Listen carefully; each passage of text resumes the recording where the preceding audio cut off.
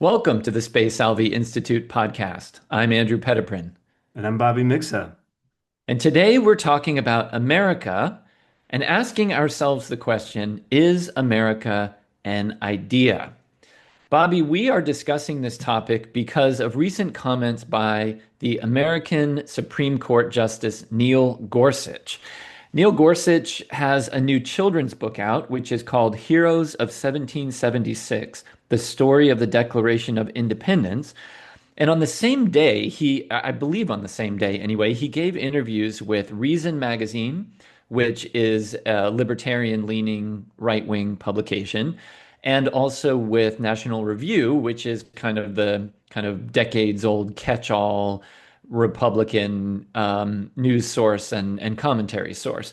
And in both of those interviews, he said similar things about the United States of America. And so we thought that what he said would be a good entree into discussing a topic that we have touched on here and there in other conversations and in things we've written in the past, but maybe haven't kind of packaged together as one conversation before. So, Bobby, we'll just see where this goes. I know that in our off-camera discussions, we had lots of different ideas for how to approach this topic of America as an idea. But let me set this up with Bishop Gorsuch's comments and then throw it to you, and we'll see where it goes. So here's what he said to Reason Magazine. He said, "Our nation is not founded on a religion. It is not based on a common culture, even, or heritage. It's based on those ideas." And then he transitioned and he said this. He said, quote, "We're a creedal nation. And I hope we take a moment to reflect on that and to recommit ourselves to that. One more thing," he says, and I'm still quoting, "the courage it takes to defend those ideas, they were not inevitable." Okay, so that's what he says to Reason Magazine, and I particularly was struck by that. The very first line: "Our nation is not founded on a religion; it's not based on a common culture, even or heritage." Now, in his conversation with National Review, and I believe that was with Dan McLaughlin of National Review, who also interviewed him. He said this. He talked about the Declaration of Independence and the Constitution. And he said, "I think of the Declaration is kind of our mission statement. If you're a corporation, if you want to put it like that, or a kid or your report card, how are you doing? Here are these three ideas we're really aspiring, or here are these ideas we're really aspiring to, and I think of the Constitution as a how-to manual." Okay? I think that's really telling, Bobby, that a kind of a major American public figure, an extremely well-educated member of the government, Supreme Court justice, articulates the identity of the United States of America really in terms of an aspiration, Hmm. right? In terms of an idea that is always in the process of being realized. Um, and very telling that he used the word mission, I think. Hmm. And maybe we'll get into sort of how that relates to religion and that sort of thing. But that's a bit of a scattershot, and that's the platform we're standing on here to discuss this question of America as an idea. What are your initial thoughts? Well, I was thinking of G.K. Chesterton's line. I think he has a line that America is almost like the only nation, or I don't know if he uses the word nation, that is a creedal nation. Um, Now, whatever he means by that, it's interesting that Americans, we take these ideas, like very, very seriously laid out in the Declaration of Independence. But we do have this kind of mission um, uh, side to us, in which, we're the beacon on the hill. We're there to basically bring, this mission to the world. Cardinal Francis George sometimes liked to describe America as something like understanding itself as something like a church. Um, Now, I don't know if we should then take America's understanding of itself and then read that into how the church understands itself, if that's the right way. But it's striking to me that, like, when you look at many other nations, even though you do have this kind of mission and destiny found within like a lot of these nations that like Poland, for example, in the 19th century, you find this talk and people are kind of worried about this, even in how Hitler understands the emerging Germany, and some of these other nations as having something like a mission and destiny to the world. Um, but what is interesting to me is it just how abstract Neil Gorsuch's understanding is that it's not necessarily like a people that Hmm. constitute it. And I understand the kind of fear that he's trying to, he's trying to get away from some of these new movements on the right that are seem like a return to blood and soil and some of the other, issues in American history. But it seems to me that, the kind of, if you want to say the fleshy dimension of being a nation, literally nation, like birth, is missing. Yeah, I think that's right. And where to begin? I mean, let's think of the idea. So he says America is a creedal nation. You said before, and let's just name that for for what it is. What he's saying is America is that. What is the American creed? He's saying it's life, liberty, and the pursuit of happiness. So it doesn't Yeah. matter who you are. It doesn't matter, it doesn't matter where you come from. This creed is something that can be embraced and that can be realized by any human, right? And so he holds up America as this place where that creed has sort of truly had a life. Hmm. And, he contrasts, I was looking for it and trying to find it. I saw it in the video version of the interview that he did with Reason magazine, where he's sort of contrasting America with the monarchies of Europe. And he talks about how um, in America, the rights, we have some kind of unique understanding that rights come directly from God and not from government. And the implication was that in the monarchies of Europe, that at least the English colonists, and we'll get into some of the fact is there were people from other places too, not just from England who were here before the Revolution, um, but at least the English colonists, I suppose, embrace this idea of rights coming directly from God and not from governments.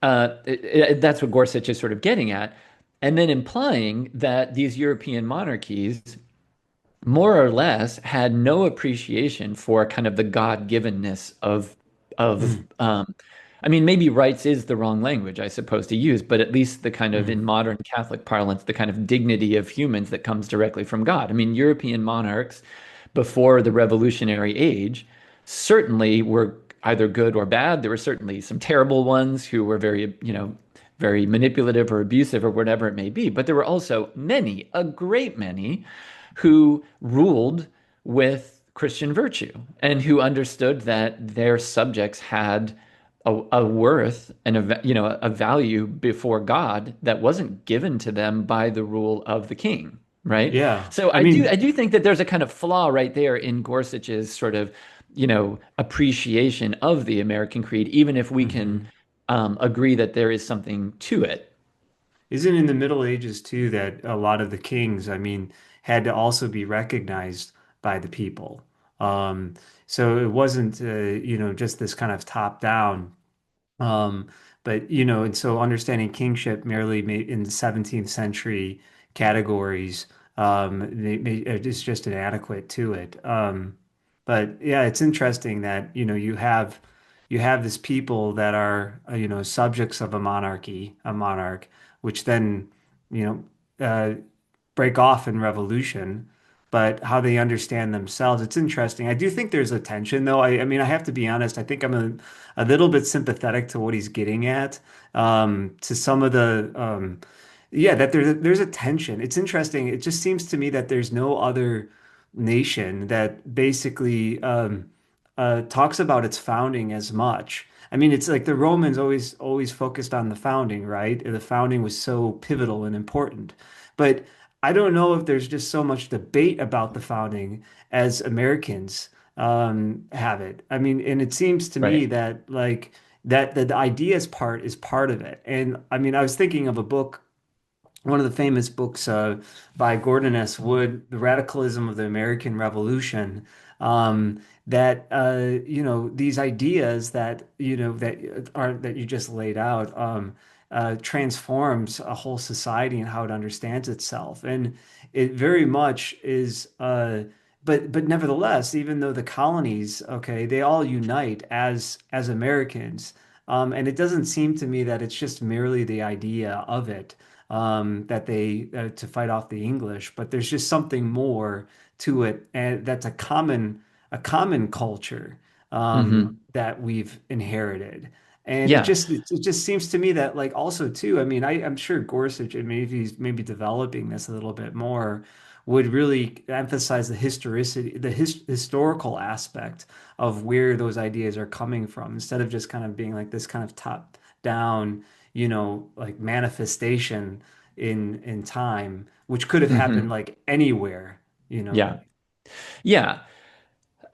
One thought that I had was, although he says that our nation is not founded on a religion, and then he goes on to say we're a creedal nation. To me, obviously, for somebody who thinks about theology from time to time, the word creedal is a very important word that is entirely connected to religion. And so to me, Mhm. it's sort of a funny thought that he says we're not religious, we're creedal.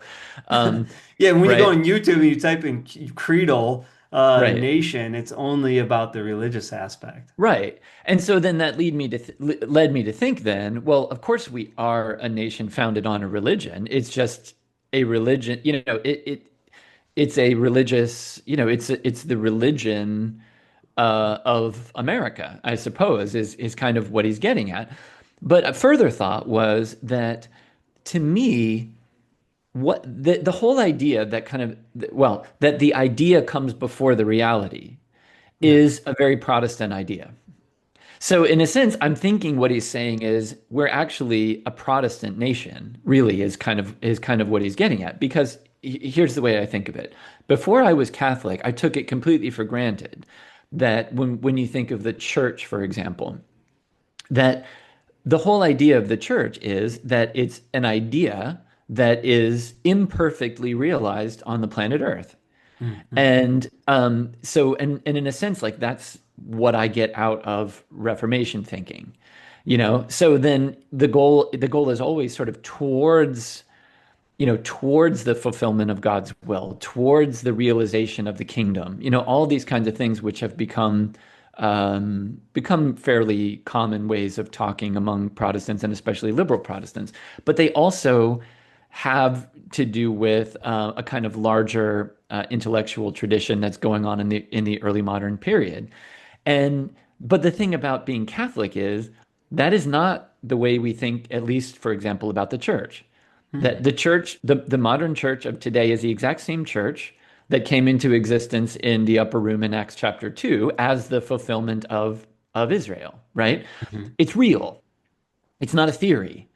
So, and likewise, I think, people used to think of themselves as a people or nations as a nation, as first of all, starting with the reality of the land, the reality of the customs, the languages, everything that makes a people a people.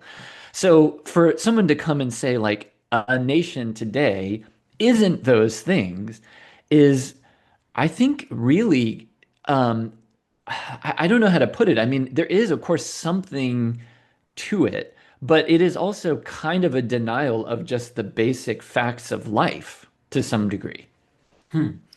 Yeah, okay, so let's take like Poland. Yeah, They think of they connect the I don't want to say the founding, but the birth of the nation in with the baptism of Mieszko. And that's what I was thinking about on my way here. Was like the real the it had to happen historically. It's right, real. Just as like the Israelites saw themselves as the descendants of Abraham. right. Abraham had to really exist, and it's his flesh. and then Isaac, and then Jacob and his 12 sons. And Right. okay, we talk about the church as the new Israel, but then how we talk about the church, the fleshiness of the church, um, mater ecclesia, this is just interesting how all of these things, theology and politics, all and how we t talk about these then ideas, this philosophy, they're all interrelated. Yeah. Um, and the relationship between history and then also you say that kind of it never being realized just yet, history and eschatology, all of this Yeah. stuff is kind of intermingled together. And it just seems to me that a lot of somebody who's when you look at somebody who thought a lot about what does it mean to be a nation, um, who had the statehood taken away from them for such a long time, and then around his birth was actually it was reconstituted as a state, but still was a nation, as John Paul II. And it's just very interesting in his book called these are conversations called Memory and Identity. Um, it's these are great conversations. I mean, you get a lot of about Polish history, but some really deep insights by John Paul II. And he has a whole section in here about just literally there's a section called the concept of a nation. And he turns to the scriptures and the history of Israel. He talks about the incarnation really as kind of, taking on flesh as being at the, when the church understands itself, but then in an analogous way, it also applies to the nation. Right. Yeah, I mean, think about kind of the Pentecost event.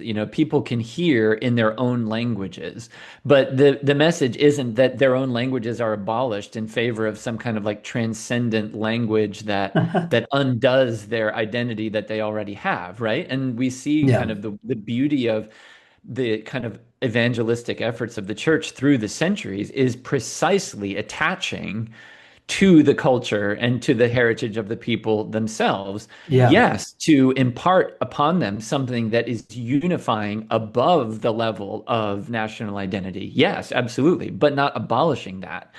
And so it is a little strange that you could imagine in kind of the early modern period coming along and saying, look, this real thing called the church, which says, Poles be Poles and Englishmen be Englishmen, et cetera, but your primary identity is in Christ, Hmm. that we could replace that with ideas like life, liberty, pursuit of happiness, right? Like that somehow that would be sort of unifying. Whereas, if I were Neil Gorsuch, I might think about America and step back and look at it and say, what is America?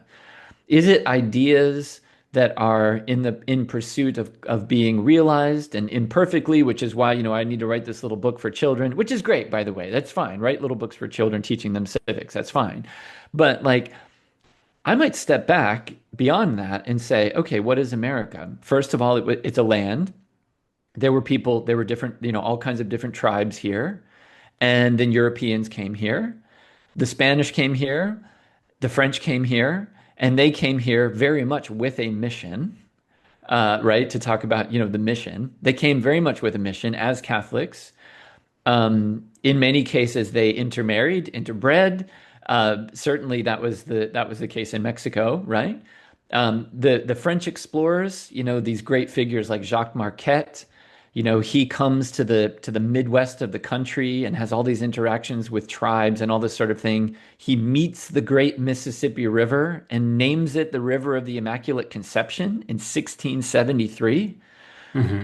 And then yes, of course, there's the English colonists who come, and some of them were these kind of nonconformists who felt like they didn't have a place in the Church of England because they were essentially kind of this non-liturgical, kind of puritanical sect. And then there were others who came because they were sort of profit seekers as part of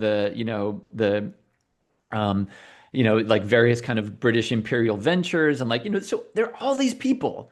And then, of course, there's the slave population. There are all these people from Africa who were brought here against their will, and they were put on this land as well. And So right there, you have all these different peoples, right? That are somehow supposed to kind of, you know, be together on this land. And I'm just not sure that I'm really buying it from Neil Gorsuch to say, like, the only way to kind of be a nation with all these different people together is sort of focusing on these ideas. I don't know if you agree or disagree, but I mean, it seems to me that like it's, there's just too much reality coming together that frankly, only something like the gospel could possibly seek to kind of bring together in any kind of harmony, standing under one flag. Yeah, I mean it nicely put that, it's all these people come together. I mean, when you die for your country, for your fatherland, can we talk about America as a fatherland, as a motherland? We speak English, we have a mother tongue. But when you put yourself on the line to die for your country, you don't think, "Oh, I'm dying for these ideas." You think about the people and the communities that you've come from. And, you could be very, very specific and say, oh, I'm dying for Virginia and my fellow, Virginians.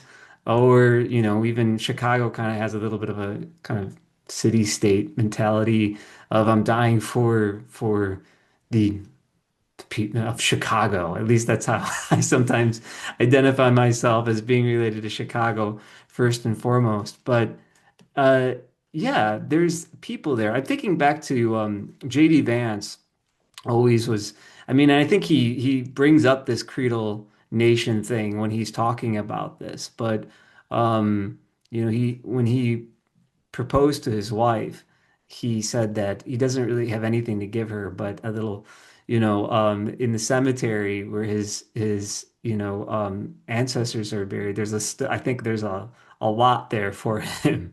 And he has that to hand on. But he connects that to all the generations that came before him that were connected to the land. Um, and the going to an idea, there is no connection to that. That, like you said, Andrew, it can be anywhere. Um, but the different iterations of that, we have songs, national songs.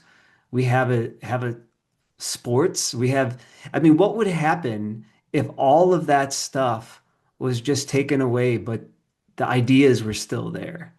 It wouldn't be the same thing. I don't even think the ideas would be the same. I mean, even to express the idea, you have to express it in a language that has a history.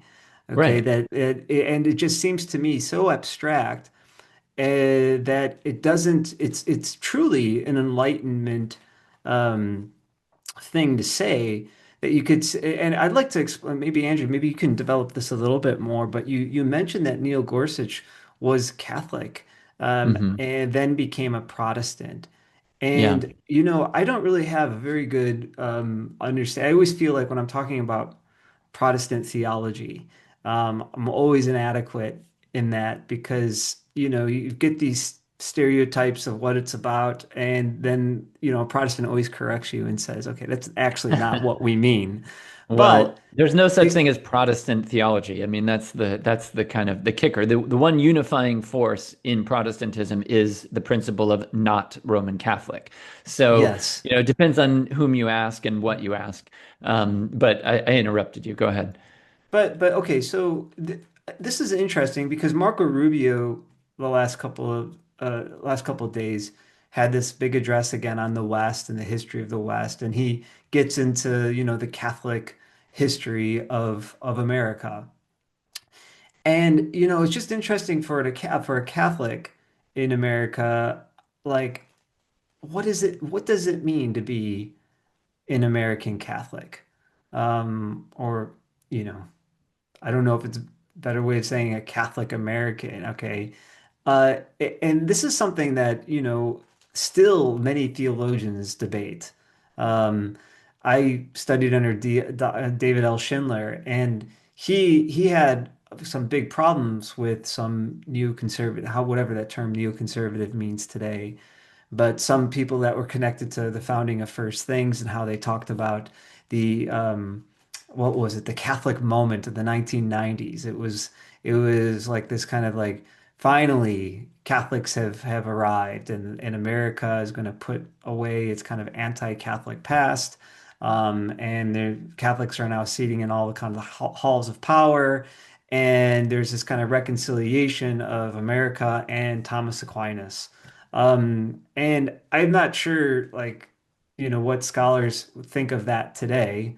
I know there's tremendous amount of criticism about that. And I always like to hear how some of those advocates of that position would respond to that. But it's really, somebody mentioned that Marco Rubio's talks were kind of like an Orestes Brownson moment, who was a famous Protestant who became Catholic and tried to see the American Republic as this kind of really future of Catholicism.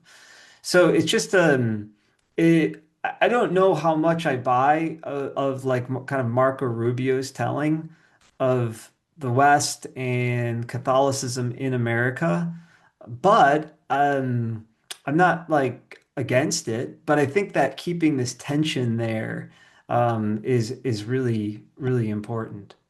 Yeah, that's interesting. There's a lot there, and one thing I'll say to start is, to address what you just said about kind of the Catholic moment, and my understanding of that, kind of culminating at the end of the 20th century, was a kind of a decades-long process that began after World War One, where Catholics in America Yeah. became fully respectable as Americans.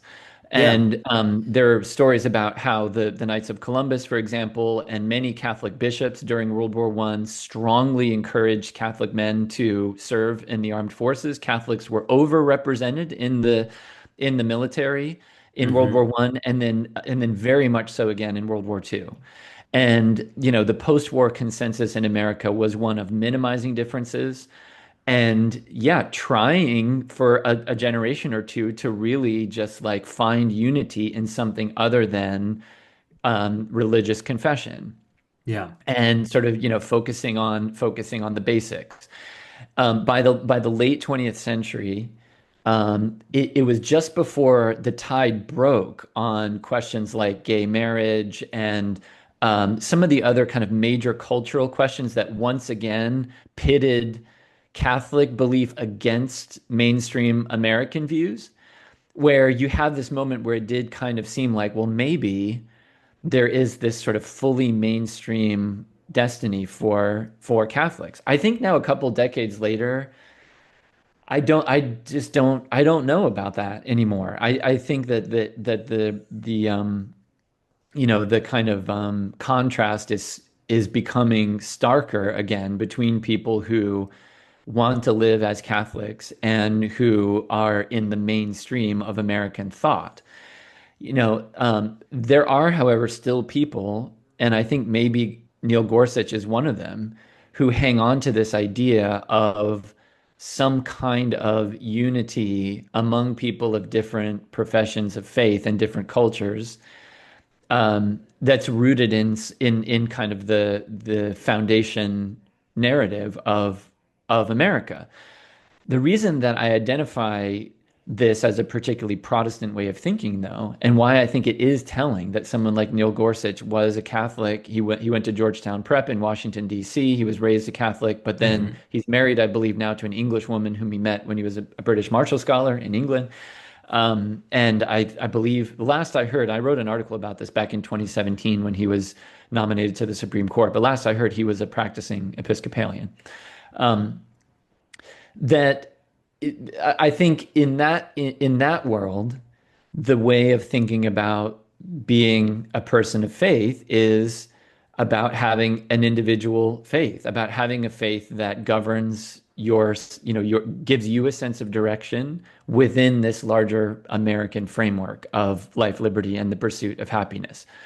And, again, I just don't think that is the way Catholics have typically thought about what it means to practice the faith. Our faith, I mean, we know this from modern thinkers like Henri de Lubac, who really tried to repopularize the idea that our salvation is our salvation, Yeah. and so life in the church is essentially life.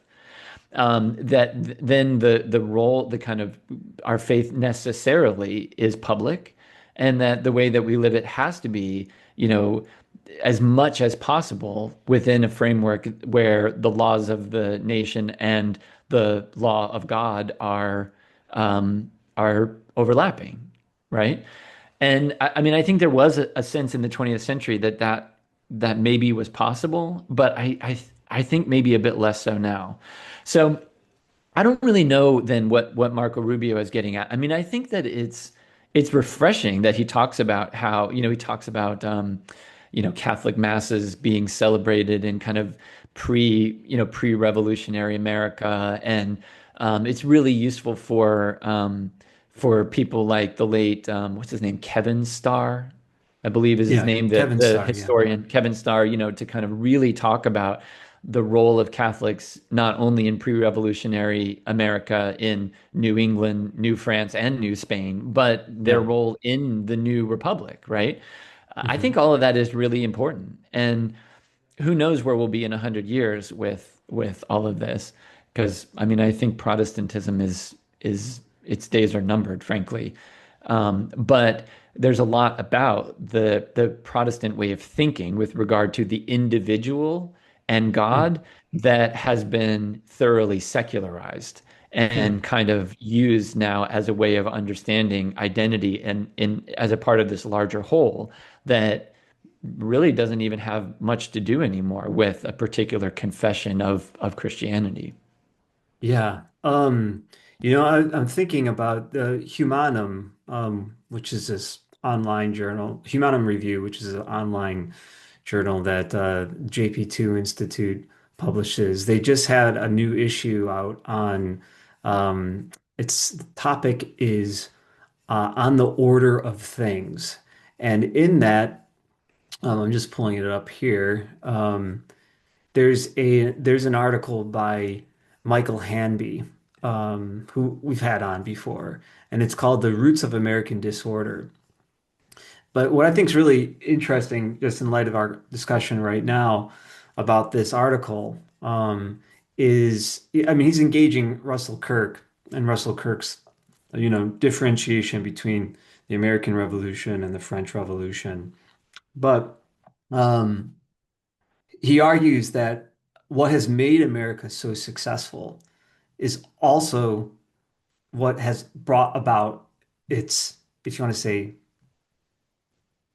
current disorder. Um, and so it's an admiration for America completely, but also within that, there's the seeds of its own kind of destruction. And what he highlights here is looking at, I know that sometimes this can kind of become cliche to say this, but he looks at, well, what is that kind of vision that, or the order of things that governs the nation, or at least amongst the founders that continues to be reiterated again and again and again. And he really does focus in on the transformation, or more fundamental than just a political revolution, a revolution in ideas that took place in the 17th century that a lot of Americans, they never even read Rene Descartes or Francis Bacon. They were just kind of in a way just taking for granted, even though they're very much professed Christians. And so what he looks at is not only the writings of Descartes, but particularly Francis Bacon's New Atlantis.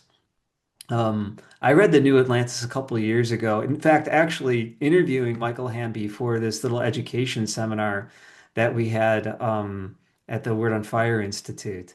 Um, and I had a look at the New Atlantis. I never read it through, but I was like, oh my gosh, this is almost perfectly embodied in America, even how we think about the university, which is in a way you could say presenting to us the if you want to say the vision of the ultimate order of things that we've all been formed in. And he notes that Thomas Jefferson, I think he had in Monticello three portraits up in his house, and they were John Locke, Francis Bacon, and Isaac Newton. And what's interesting is how they understand order. And what he talks about is this kind of like this transformation is in a way the implicit metaphysics is that order is always an extrinsic thing. That's something imposed that we impose. And so it's in some ways instead of form, it's power. And the finality is something that we bring about. But there's no, in some ways, like already, but not yet some finality that's actual that we're being brought into that as the way the church understands it, that it has happened in history and that we're just in a way more fully blossoming and being realized. But is something that we're always after, but we never arrive. And so he talks about this kind of metaphysic of technology, but not like technological things, but this understanding of of of reality that it's no longer the actuality that has priority, but it's always potentiality. If I'm getting that right. So it's kind of an inversion of that Aristotelian distinction. But that's and America is great because it's that tabula rasa. You can always, you're starting again. And that's like the promise and the excitement about America in a way, is that you have like a clean slate and you in a way you create the world that you want to be in. And it's interesting, like maybe not so much even those ideas that Gorsuch is talking about, but how we understand those ideas in the more fundamental, if you want to say, technological mindset um, that we're all shaped by. And one last thing, I just want to mention that Hamby doesn't mention his piece, but David L. Schindler, whenever he was talking about this stuff, would always mention a book called Protestant Catholic Jew by what's his name? Famous Jewish sociologist. I forget. It starts with Walter an Benjamin? H. Oh no, No, no, he's not no. Jewish. American. Um, anyways, Herberg, or anyways, and he had this interesting like survey about America. They asked Americans rank what are the most important events in history, and this was back in like the 1950s. And like obviously the founding and Columbus's discovery of America was up there. And these are all like professed, like professing Christians and also practicing Jews at the time. And you think this is the peak of religiosity in America after World War II. And they almost everything that they list are actually like technological inventions. And there's nothing in that like list of like top 20 that has anything to do with salvation history. Hmm. Um, and like the reality of that stuff. I Yeah. mean, and so I think that's like interesting. If you want to say, well, what's the creed then of this creedal nation? Is it's very much a in my opinion, this kind of the understanding as Trump laid it out in his second inaugural that nothing is impossible here or something. He says something about this is the land that makes what's impossible possible. Hmm. Um, so I it's just interesting how that mindset then kind of like infiltrates into everything. How we think about the faith, how we think about a number of things, even the nation. Like what are we? Are we, all in some ways, is there something that's prior to us that like organically, unites us into some kind of greater whole? For Hmm. some people, that may sound like totalitarian and like almost like blood and soil type of fascist talk, but maybe the kind of like atomistic um, thing where you then impose this kind of unity upon a group of people and Yeah. around certain ideas that I don't know if you can think in these two, two poles. Yeah, and this brings me back to something you said earlier that I really wanted to focus on, which is the idea of what or for whom would you die? And, versus the idea of dying for an idea, or for that matter, living for an idea. Hmm. Um, I think, for example, a lot of younger people don't now remember September 11th, 2001. But the thing that I remember about that day was not, I mean, in the aftermath, there were all these ridiculous things like, um, I mean, things like that. There was some like attack on our ideas or something that was like at play, and like, I don't know, maybe on some level that's true, but like when you just your plain vision shows you there were people who were killed. And in the aftermath of the attacks, it was people helping other people Hmm. across all differences, right? And and you mentioned before, fighting in a war or whatever that may be. It is not for even the noblest of ideas that you die, or even that you live, but for the people. And the thing about Christianity that is so interesting, and why martyrdom is something that the world really has no answer for, is not that people are dying for the idea of Christianity, but they Yeah. are dying for Christ, right? Mm. I mean, Yes. because Yeah. our faith is incarnate. And so, when I think about the future and, maybe wonder if some way, somehow, these kind of enlightenment ideas of life, liberty, and the pursuit of happiness could somehow be kind of integrated into like a public uh, Christian life. I think the only way to do that, and this came up actually in our recent conversation we were having about the Polish filmmaker Krzysztof Kieślowski, but that the idea of taking, like, say, the French revolutionary virtues of, fraternity, equality, or no, sorry, liberty, fraternity, and equality, and attaching those to the kind of incarnate values of faith, hope, and charity, right? Like these are actually like the virtues that people demonstrate who belong to Christ. Like maybe that's the way to do that. And just to kind of go, I don't know if you want to respond to that, but I want to connect it up with sort of coming back to the kind of founding stuff. So I don't know. Do you want to say anything about any of that? No, no, no. Let's go to the founding.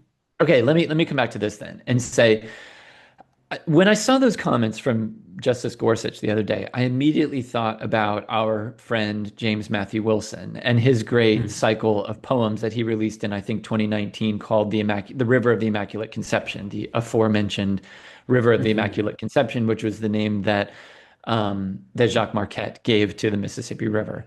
They're beautiful poems, wonderful poems, and they're like I said, there's seven of them, and it starts with Our Lady of Guadalupe and Juan Diego, and then it goes through Marquette, and there are other kind of things that happen along the way in different subjects that come up, but there's the main parts are the Our Lady of Guadalupe, and then Marquette, and then Elizabeth Ann Seton, which to me is such an interesting third move in that Yeah. progression, because it sort of takes these two kind of pre-revolutionary, non-English, non-Protestant Hmm. kind of phenomena of pre-revolutionary America, and then it brings those stories into the story of this Yankee Protestant, you know, um, uh, Republican woman whose husband dies, and then she goes to the ancestral lands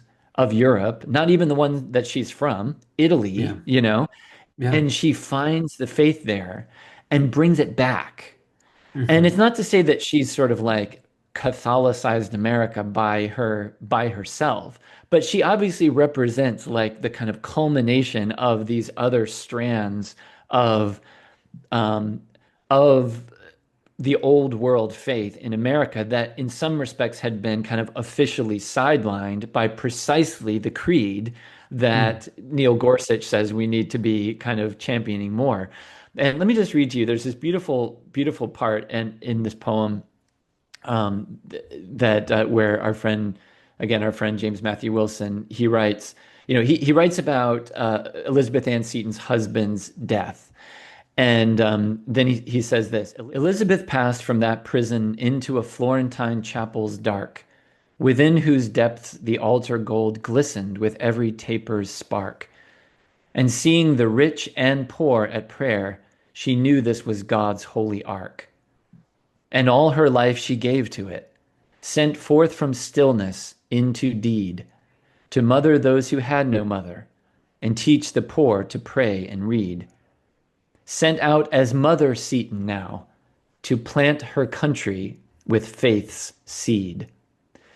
I just love that, that she's from America, a product of, from the very world of the American Revolution. She loses her husband. She goes to the old world and finds this incarnate faith in this church that's full of beautiful things, but not only beautiful things, but like people of different social classes kneeling together or whatever. And she comes back to America Mm. with uh, her country's, or to plant her country with faith's seed. And I don't know, I just think that that's a really, Mm.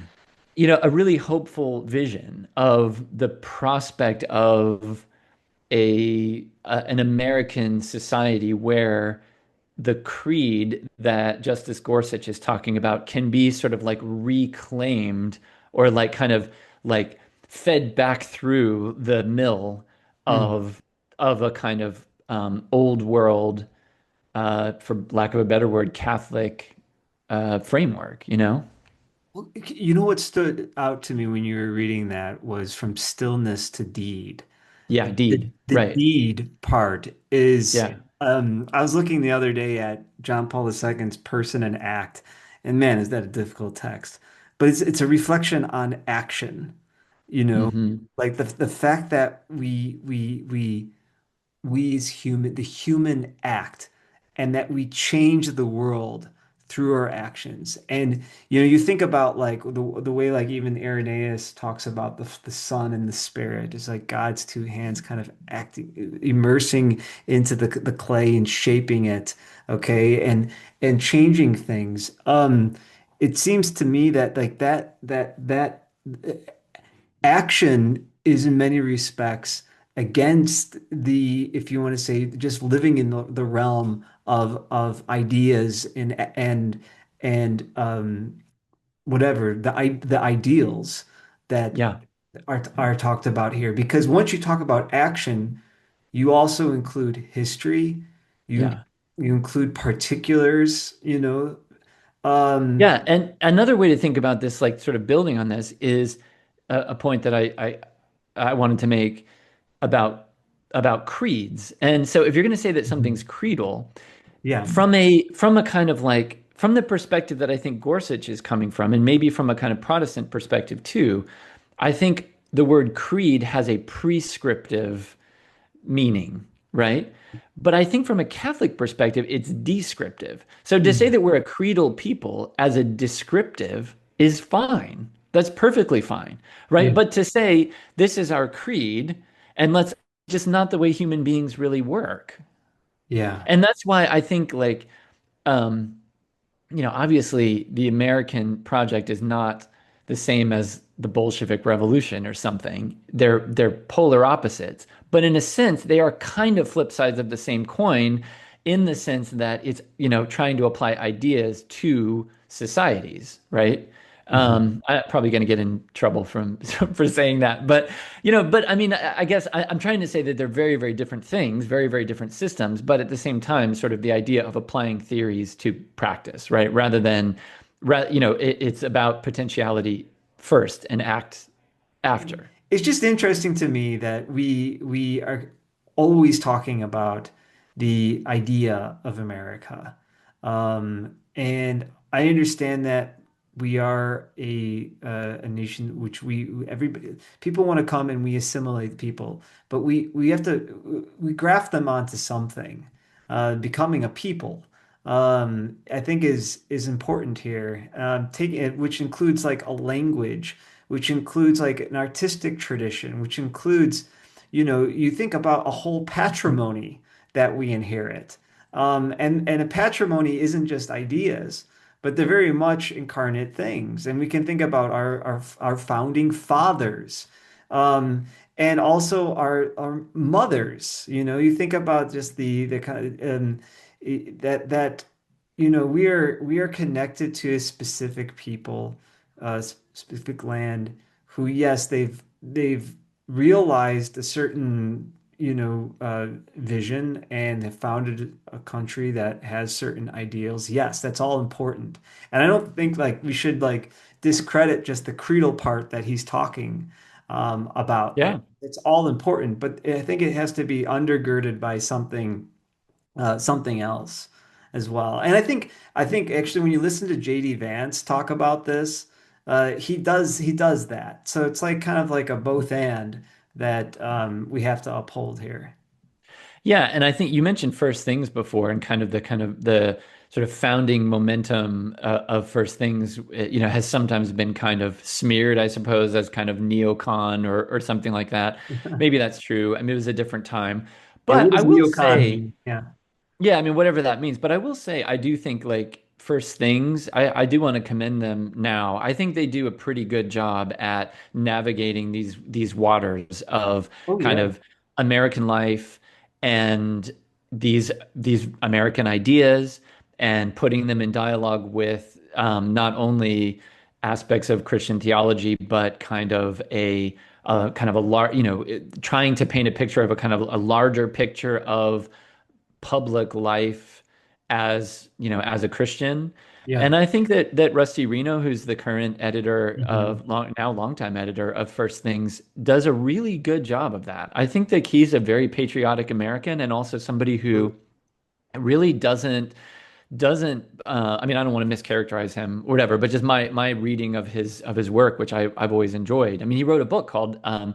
a short book about the idea of a Christian society. I mean, the very kind of thing that we talk about a lot, like trying to pick up this Mhm. project that T.S. Eliot was interested in. Interestingly, a Protestant, right? Not himself. I Mhm. mean, an Anglo-Catholic, but not himself a Roman Catholic. So what we're articulating isn't necessarily just a bend the knee to the Pope project, although, maybe ultimately that is sort of what we're getting at, but maybe not, and certainly not anytime soon. It doesn't seem like we're gonna, look out and, the nation is suddenly going to be, praying rosaries all the time instead of, I don't know, doing whatever else they do for their worship, right? Yeah, I mean, Rusty Reno has done a great job. I mean, Yeah. bringing in a lot of these other voices that have challenged like maybe an earlier reading by like John Richard Newhouse, George Weigel, and Michael Novak.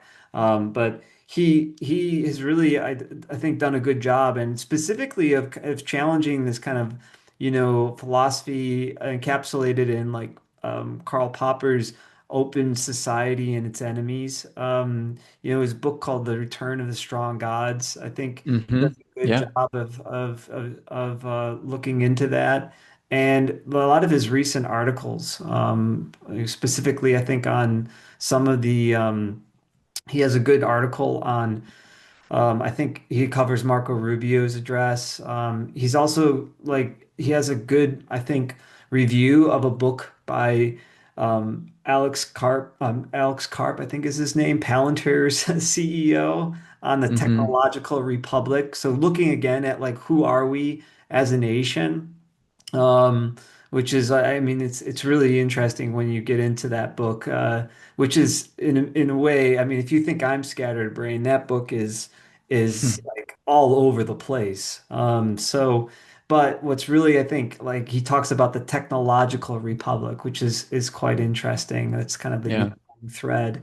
But I think that Americans, I mean, it's interesting that we as Americans talk about America an awful lot. I'm not sure, like in Poland, they talk about the history, but like, what does it mean? What is what what does it mean to be Polish? I mean, I think maybe they're Hmm. doing it a little bit more in light of some of its secularization and other Hmm. stuff. But it's Well, quite, I mean, one thing that it means, I mean, that America really has never had to face is there are nations that come and go. I mean, Poland has yeah, like, it's had different borders, it's had sort of, it's been ruled by different people. I mean, and yet, yeah. like Poland, like, or the Polish people have endured. And As a that is a, nation, not as a yeah, and state. that's the kind of And way of being that Americans have never faced. yeah, I mean, who knows what would have happened if things had, I don't know. I mean, if wars had gone different ways or something, I mean, America maybe would have had to face aspects of that or something. But I mean, I think like part of our identity is bound up in this, like, we're about to hit 250 years, which is quite young for a nation. And we've certainly had many difficulties. We had a horrible civil war in the middle of the 19th century, not long after our founding. mhm, But we've endured, and the part of the narrative is like we become stronger as a nation because we keep enduring amid the difficulties, right? But it's kind of a different narrative to say we have been preserved as a nation, even though we've been defeated a million times, or we've, been dominated by this nation or that nation. I mean, right? Like that's kind of the narrative of Israel too. The they existed as a people. They had a great kingdom for a short time, and then they were conquered by these people and that people, and shipped off to Babylon, and then brought back and ruled by the Greeks and ruled by the Romans, and then dispersed again, and and all that kind of thing, right? mhm. So I don't know. We're going down a different rabbit hole, but it does go to show you that like to be a people is not really primarily a question of kind of agreeing to ideas. It really is something else that makes a people a people. Yeah.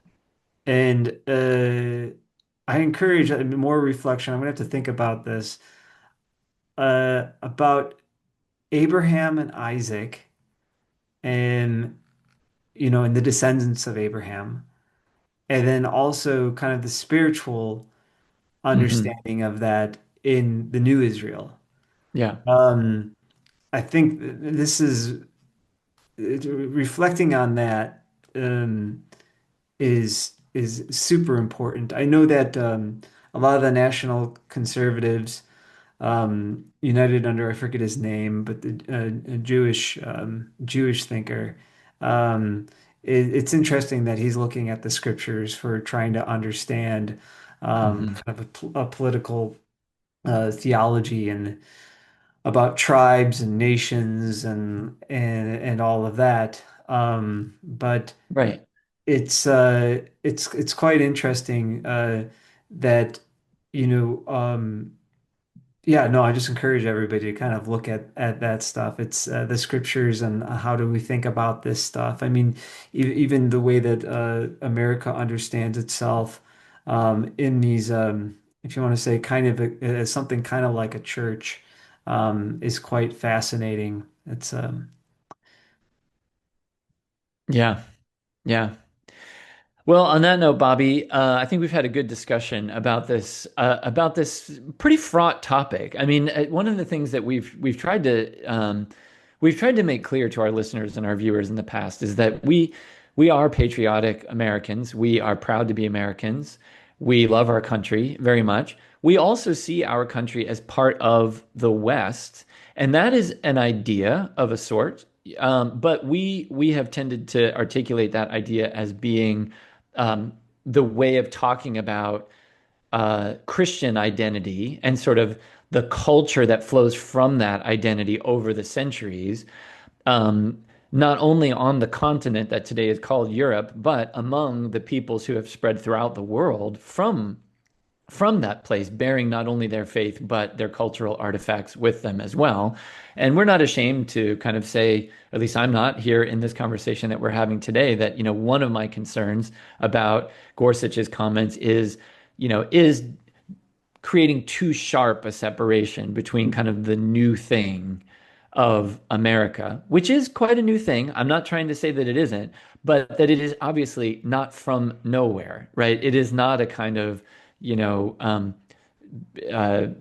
just a dream it and be it in isolation from, centuries and centuries of life that the people who came before lived. So maybe on that note, we'll bring it to an end, unless you have anything else, Bobby. No, nothing else. All right. Well, thanks all of our listeners and viewers for joining us again. We appreciate the support that you have given us, especially in some of our recent conversations. We've had some really good kind of after the fact conversations with you in the comment sections on our YouTube page in particular. We'd love it if all of you would visit our website, spacesalviinstitute.com. You can make a donation to our project there, read some of our articles. And of course, if you're not already subscribed to our podcast, please go ahead and do that. Like it, share it, and like I said, if you're watching us on YouTube, leave a comment. So for Bobby Mixa, I'm Andrew Petiprin. Until next time, live in hope.